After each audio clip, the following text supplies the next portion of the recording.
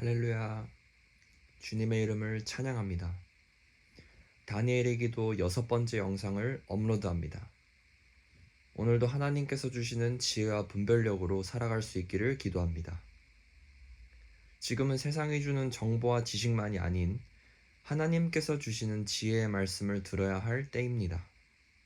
이 지혜의 말씀은 바로 성경 말씀이죠. 마가복음 4장 9절에서도 예수님께서 직접 말씀하십니다. 들을 귀 있는 자는 들을지어다. 오늘 하나님께서 제게 마음속 감동으로 전하게 하실 내용은 심상치 않은 세계 경제, 특히 유럽의 상황입니다. 러시아와 우크라이나가 전쟁을 하고 있습니다. 이번 연도 2월 24일부터 러시아가 우크라이나의 수도 키이우를 선제 공습하였고, 당시 푸틴이 한 연설은 우크라이나 내 특별 군사 작전을 단행하겠다라는 것이었죠. 미국과 서방국의 연합 동맹으로서 사실 러시아를 견제하기 위한 이 북대서양 조약기구 나토에 우크라이나가 가입하는 것을 당연히 러시아는 원치 않았습니다.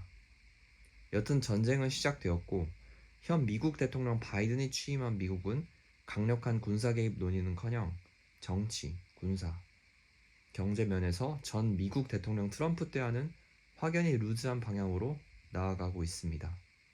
이러한 미국 상황인데 중국과 러시아와 같은 공산주의 국가들이 활개를 치지 않는 것이 더 이상하지 않을까요?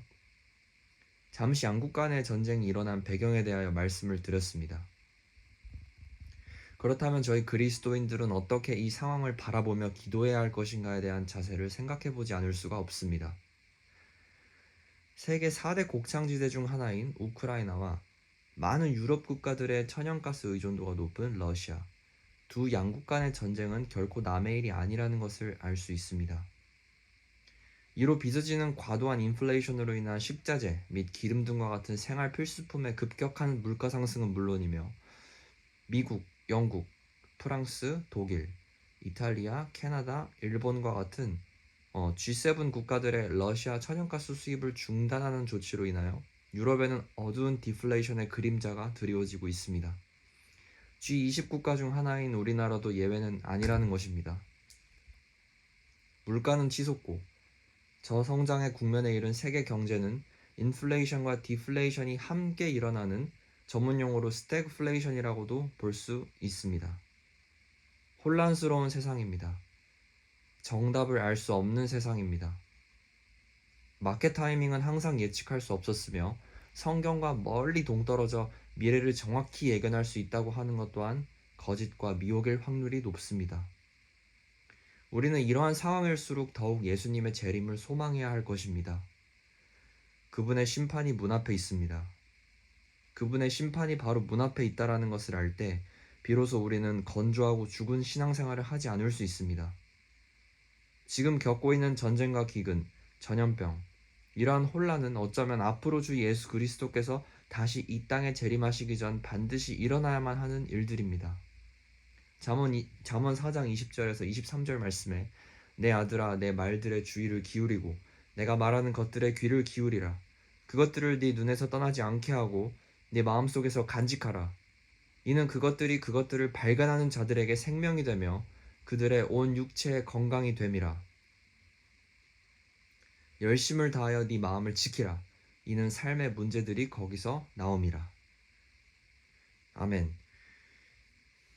요즘 듣게 되는 뉴스나 소식들을 보게 되면 암울한 정황만 늘어놓고 있죠. 몇 명이 확진이 되었다. 변이 바이러스가 나왔다. 누군가가 미사일을 쏘았다. 주식과 부동산 시장이 폭락할 것이다. 등 이러한 모든 것들로부터 여러분이 마음을 잘 지키시기 바랍니다. 예수님께서도 생명의 근원이 마음에서 나온다라고 하셨으니 더욱 성령의 기름 부으심이 임하도록 기도해야 하는 것입니다. 시편 91편을 읽어드리며 이번 영상 마치도록 하겠습니다. 지극히 높으신 분의 은밀한 곳에 거하는 자는 전능하신 분의 그늘 아래 살리로다. 내가 주에 관하여 말하기를 그는 나의 피난처시며 나의 요새시요 나의 하나님이시니 내가 그를 신뢰하리라.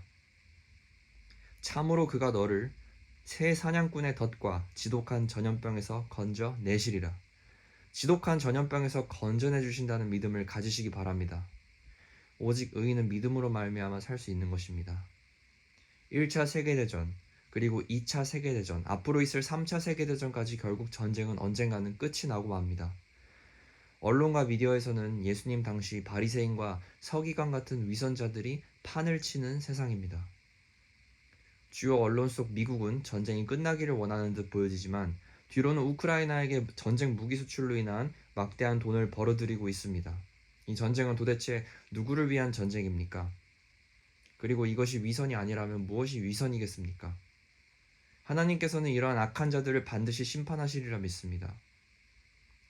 지난 영상에서 잠시 다루었던 흰 신 또한 거대 제약사들의 돈벌이뿐이었으며 몇몇 음모론으로만 치부되어지는 것들이 사실로 드러나고 있기도 합니다.